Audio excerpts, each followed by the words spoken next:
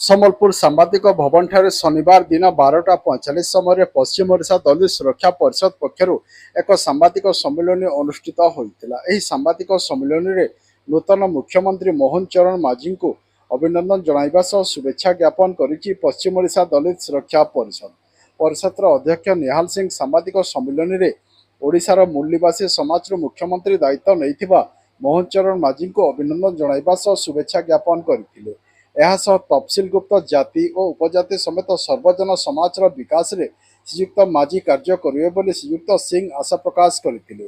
ଏପରିକି ମୋହନ ଚରଣ ମାଝୀ ସାରା ରାଜ୍ୟରେ ପୂର୍ବରୁ ଲାଗୁ ହୋଇଥିବା ଆଉଟସୋର୍ସିଂ ପ୍ରଥାକୁ ବନ୍ଦ କରିବା ସହ ସବୁ ଆଉଟସୋର୍ସିଂ କର୍ମଚାରୀଙ୍କୁ ସ୍ଥାୟୀ ନିଯୁକ୍ତି ପାଇଁ ଆବଶ୍ୟକୀୟ ପଦକ୍ଷେପ ନେବାକୁ ଅନୁରୋଧ କରିଥିଲେ।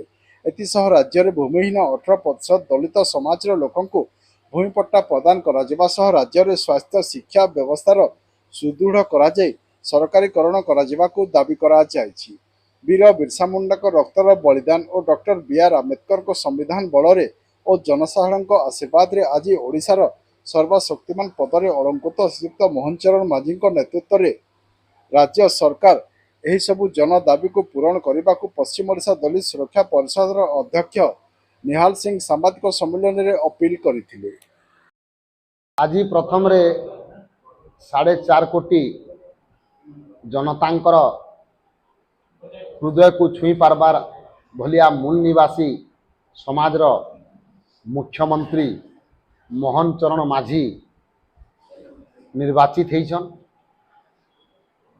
उड़ीसा तांकठु आशा करुछे जे से वीर बिरसा मुंडार रक्तर बलिदान आउ डॉक्टर बीआर आम्बेडकर संविधानर ताकतरे आज केन्दुझर विधायक रूप से निर्वाचित हला परे उड़ीसार मुख्यमंत्री हिसाब रे से आज उड़ीसा को सुख दुखर साथी हेबे।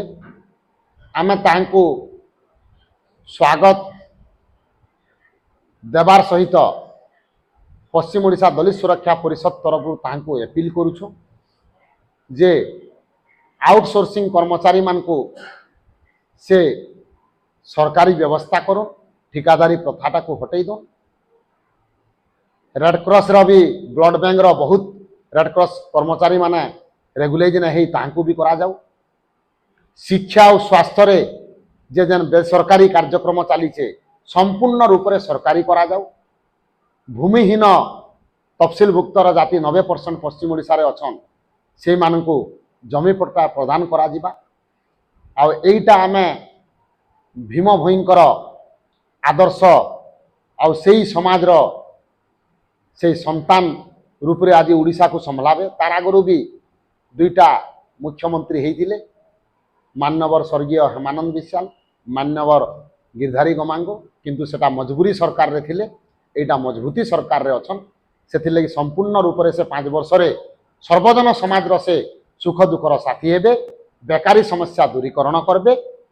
आउ जदि सेटा को से भूली जाउथबे आमे मझिरे मझिरे ताहांको मना पकाबा लगी पश्चिम ओडिशा दलित सुरक्षा परिषद पथ के नहीं उठे।